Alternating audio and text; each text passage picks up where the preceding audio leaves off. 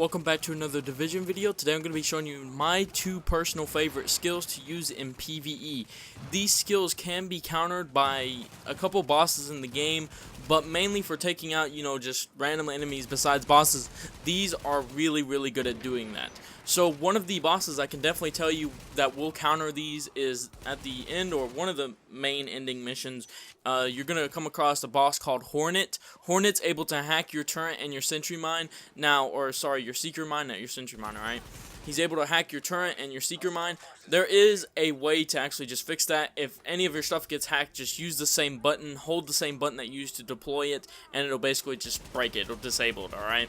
So it's as simple as that. However, be warned, if you have your turret on Master, if you've unlocked all the tech tree, you're going to unlock basically the Master skill for your turret, which when you deactivate it or basically hold the button to, destroy it, it's going to explode. So don't place it right next to you, because if you do, it will do damage to you. You just can't be immediately right next to it, okay?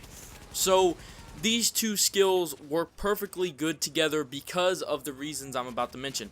Now, the turret, you don't really need any modification. You can put any modification you want on it. I have active sentry, I believe it's called a sensor or something like that. I wouldn't recommend using the flamethrower or napalm turret just because of the range. It doesn't have that much range. It does do quite a bit of damage, but it doesn't have that much range, as this is what we want, is range, okay? The seeker mine, it is 100% must gas charge. You must have gas charge because it works so well with the turret, and you'll see why. So why do we want the seeker mine on gas charge ray, and why do we want the turret?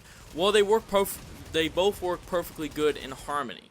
Alright, so first of all, let's talk about the seeker mine and why you want gas charge. If you're coming across a random patrol that literally is just a random 4 guys or whatever, and they haven't seen you yet, and you don't want them to see you, and you want to take your enemy by surprise, your AI enemies by surprise, throw down this seeker mine. It's going to go up there, explode, and it's going to daze them. They're not going to be able to shoot you worth shit, basically. Like, their aim's going to be everywhere, shooting everywhere. It gives you at least a good 10, 15, 20 seconds or so to take out the enemies. They're basically just sitting ducks at that point. Alright?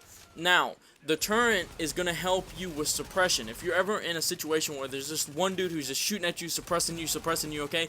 Deploy the turret.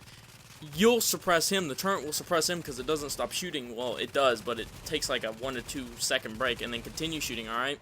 You can either flank or throw down the seeker mine with the gas charge on it. It'll go to that enemy, basically release some gas, which the dude will pop up out of cover because he's disorientated. He'll pop up out of cover, and you and your turret can just go to work on him, basically, is what's going to happen. He's just going to go immediately down. Now, the gas for the seeker mine, it's going to take out 4 enemies. Basically, it's going to gas 4 enemies. You put it down on the ground, and it's going to go to 4 separate enemies and gas them. Now, if all 4 enemies are, basically in like one pack where it could just take it out in one explosion, it'll do that and then take itself away. But it's very good if you have like 4 to 5 enemies, crunching down on you. You could just go into cover, hit the seeker mine button, and then essentially it's just going to go around and gas them. You could deploy your turret then and go ahead and take them out. Like I said, these can be countered by some enemies that will hack them, but you can go ahead and basically just hold the button that you used to deploy them to destroy them, and it's not really that much of a big deal. But they work perfectly in sync.